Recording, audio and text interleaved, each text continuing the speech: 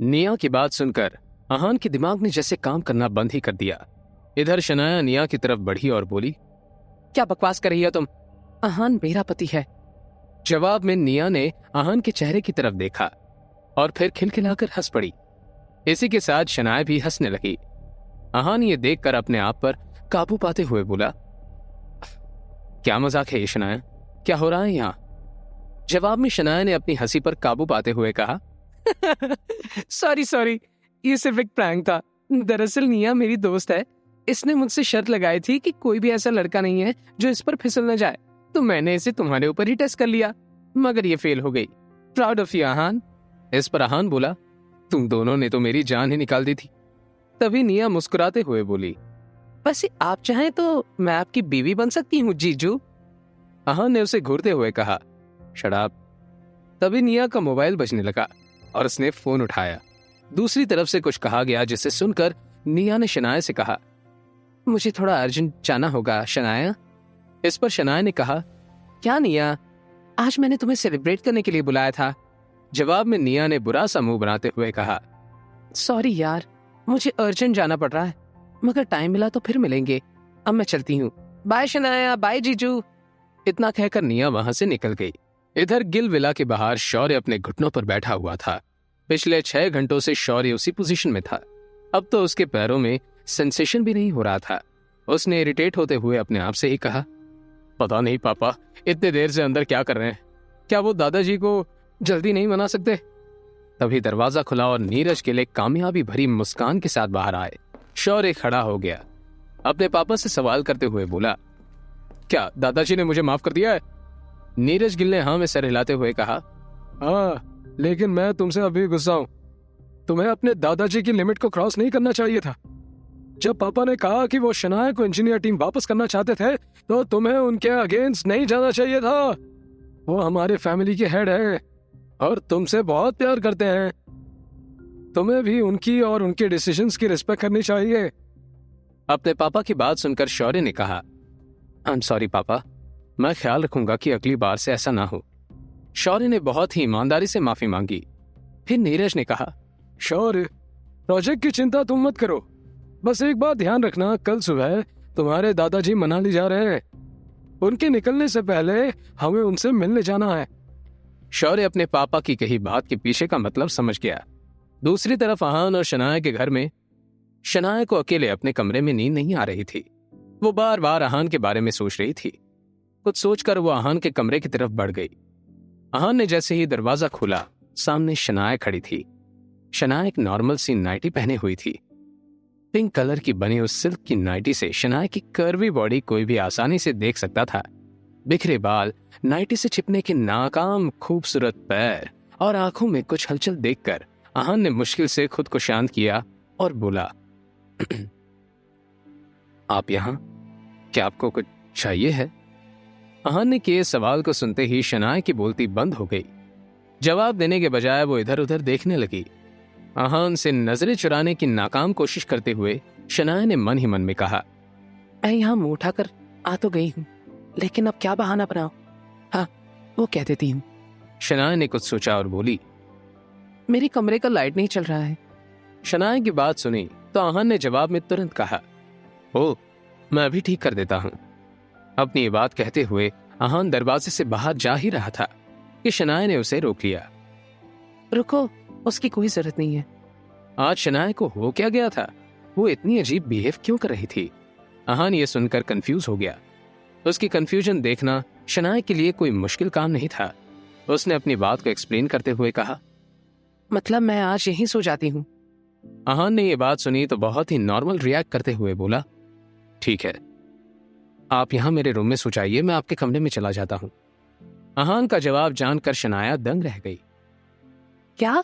इसे मेरी बात के पीछे का मतलब समझ में नहीं आ रहा है? शनाया ने दिल ही दिल में सवाल किया। जब वो ये सोचने में बिजी थी, अहान अंदर गया और अपना ब्लैंकेट लेकर आ गया। वो बाहर जा ही रहा था कि शनाया ने अपने दोनों हाथों को फैलाकर अहान को रुकने का इशारा किया। हम साथ नहीं सो सकते क्या? शनाया ने यह सवाल पूछा तो था, मगर अहान सुन नहीं पाया, क्योंकि शनाया इतनी नर्वस थी कि उसका सवाल इस तरह सुनाई दिया मानो कोई मक्खी भिनभिना रही हो। अहान ने सवालिया अंदाज में अपनी अजीब वाइफ की तरफ देखा, मगर शनाया इतनी ब्रेव नहीं थी कि अपने सवाल वापस दोहरा पाती। इसलिए उसने कहा, मैं तुम्हें परेशान नहीं करना चाहती, रहने दो। ये सुनकर अहान ने शनाया को मुस्कुराते हुए कहा, आप बिना वजह परेशान हो रही है शनाया, एक बल्ब ठीक करने में भला क्या तकलीफ होगी? मैं बल्ब रिपेयर भी कर दूंगा और आपके रूम के काउच पर सो भी जाऊंगा। आप यहाँ आराम से सो जाइए। ये सुनने के बाद अब शनाया का सब्र खत्म हो गया। एक बार फिर से शनाया ने कमरे से बाहर जा रहे अहान को रोका और उससे बिना किसी एक्सप्रेशन के बोली, रहने दो। अहान ने कंफ्यूजन में उसे देखकर सवाल किया, क्या बल्ब रिपेयर नहीं करना है? शनाया ने होपलेस अंदाज में अहान को नजरअंदाज किया और अपने कमरे में वापस जाते हुए बोली, रात को लाइट की क्या जरूरत है भला, तुम सो जाओ। अहान का जवाब सुने बिना शनाया ने अपने कमरे का दरवाजा बंद कर दिया और दोनों हाथों से अपना मुंह छिपाते हुए जाकर बेड पर लेट गई।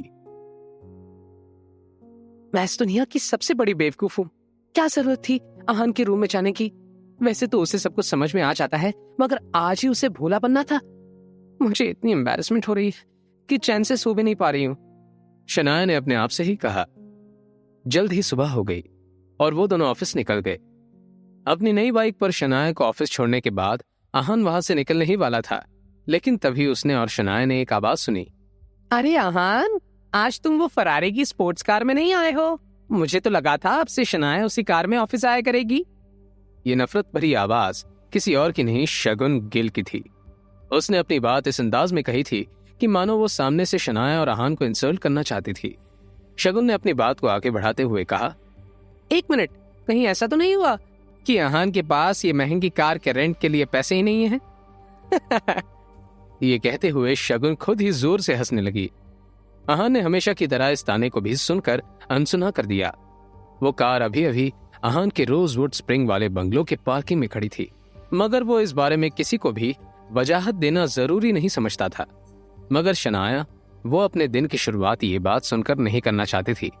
उसने शगुन से बहुत ही नॉर्मल अंदाज में पूछा, शगुन, क्या तुम फिर से धक्के खाकर यहाँ से जाना पसंद करोगी? मुझे अच्छे से याद है जब मैंने तुम्हें और शौर्य को घर से बाहर निकाला था। शनाया के इस सवाल के साथ शगुन की हंसी बंद हो गई और उसके चेहरे का रंग ही उड़ गया।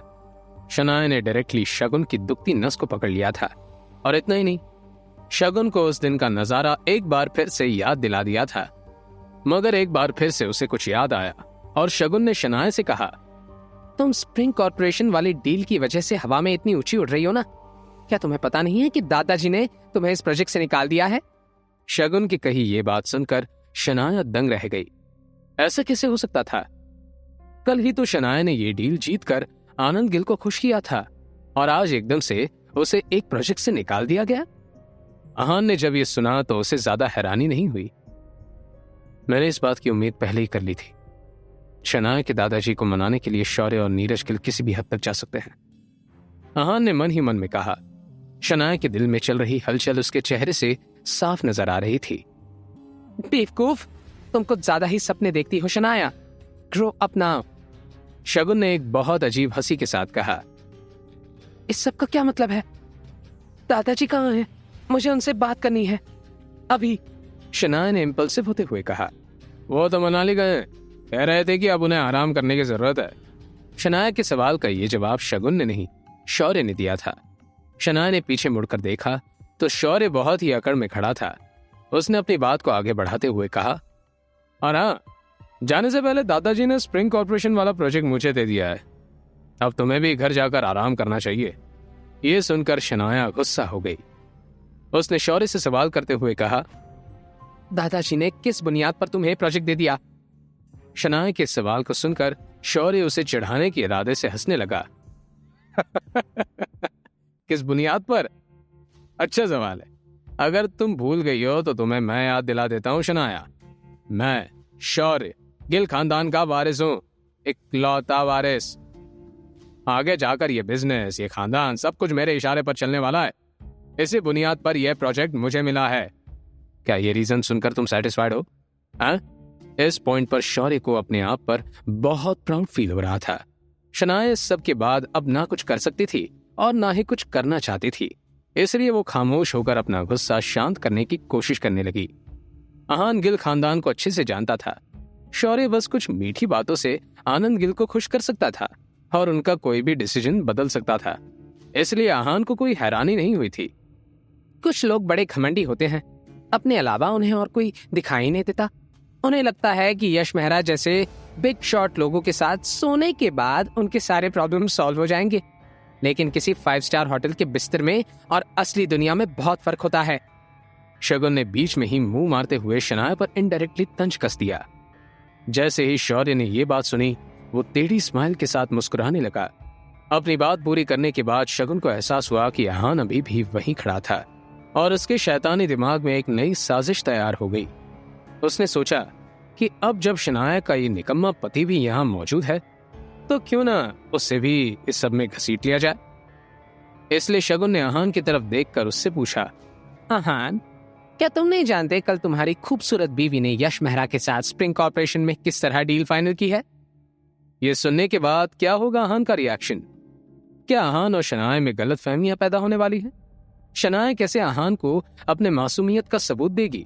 जानने के लिए सुनते रहिए पॉकेट FM।